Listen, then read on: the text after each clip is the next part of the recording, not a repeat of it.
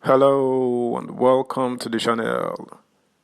The electoral body INEC chairman, Professor Mahmoud Yakubu, don't talk new one. They blame the failure of the 2023 elections on Nigeria's cashless policy, fuel scarcity, and insecurity. We could see how all of these take relate for the news proper. Subscribe, like, share, and comment. Thank you. Nigerian Electoral Commission Chairman Yakubu blames cashless policy, fuel scarcity on 2023 poll challenges.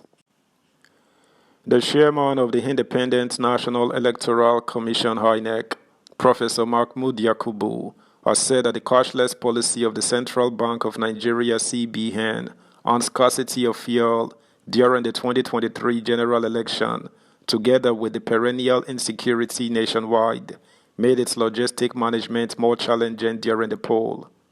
Yakubu disclosed this on Monday at a meeting of the members of the Commission and Civil Society Organizations (CSOs) on the review of the 2023 general election at the Commission's conference room in Abuja.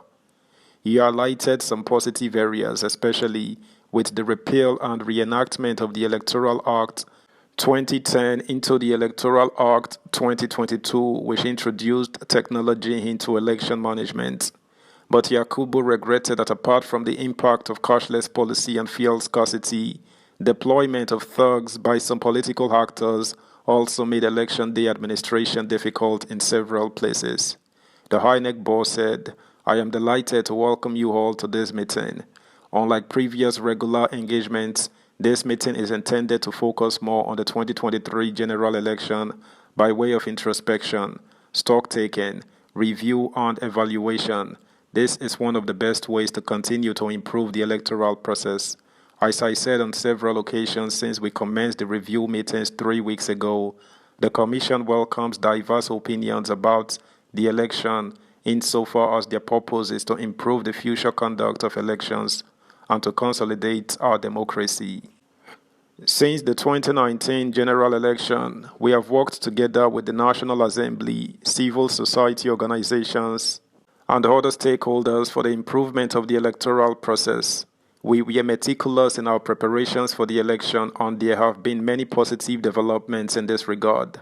One area is the repeal and reenactment of the Electoral Act 2010 into the Electoral Act 2022. He, however, added, the new law provides 180 days for political parties to conclude their primaries and submit the names of candidates, and the political parties took advantage of it for the 2023 general election. These enabled the Commission to commence the process of producing the sensitive materials for the election in good time. I am glad to report that the printing of all sensitive and non-sensitive materials for the 2023 general election was entirely done in Nigeria. Yakubu explained that it was the first time in 44 years since the transition to democratic rule in 1979 that such a great step was taken unachieved. Despite the record number of 93.4 million registered voters and over 500 million ballot papers, result sheets, and other documents for the 5 categories of the main elections and supplementary polls. For this reason, the 2023 general election was held as scheduled for the first time in the last 4 electoral cycles without a postponement arising from the non-arrival of materials, he said. On other positive areas, the INEC chairman listed the expansion of voter access to polling units, which he said was the first time since the initial delimitation exercise in 1996, as a great achievement. Similarly, we introduced many technology-based innovations, including the physical registration and online pre-registration of voters using the INEC Voter Enrollment Device (IVED), the various portals for the nomination of candidates, party agents, and the accreditation of observers and the media. We also collected and published data on the distribution of voters, not only by age and occupation, but also by disability. Within the limits of available resources, we also try to provide such inclusivity materials as braille jackets and magnifying glasses for some categories of voters with disabilities. Nevertheless, as you are aware, There were many challenges encountered before and during the elections. The severe cash and fuel situations were compounded by the perennial insecurity nationwide. Their impact on our deployment plans, compounded by the behavior of some of our officials in the field, made logistics management particularly challenging. The deployment of thugs by some political actors made election day administration difficult in several places. While voter accreditation using the bimodal voter accreditation system BVAS was very successful, the uploading of results to the INEC result viewing portal IREV, especially for the presidential election, encountered a glitch as explained in our statement released by the Commission on 26 February 2023. The Commission is aware that this matter is currently the subject of litigation and will reserve its comments for now.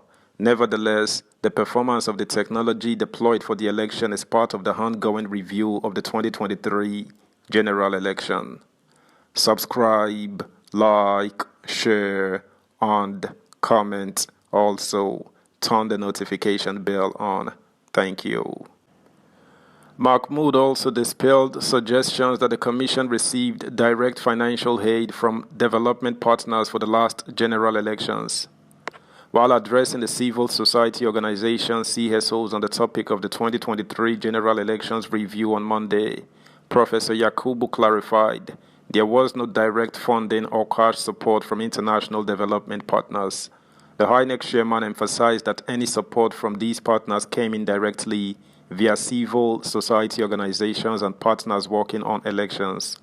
Professor Yakubu expressed gratitude to the civil society organizations and development partners for their significant support during the 2023 general elections. He recalled that of the 228 groups, 190 domestic and 38 foreign accredited as observers for the last elections, only 67 have so far submitted their observation reports to the Commission. Yakubu said, on this note, it is appropriate for the Commission to express its appreciation to civil society organizations and development partners for their enormous support to the Commission during the 2023 general elections. This came in the form of technical advice, civic and voter education, organization of meetings and capacity building workshops, as well as the publication of documents. However, it is necessary to seize this opportunity to correct the impression in some sections of the public that the Commission received huge sums of money from development partners for the election. That's the news, guys. Thanks for listening. Until next time, bye.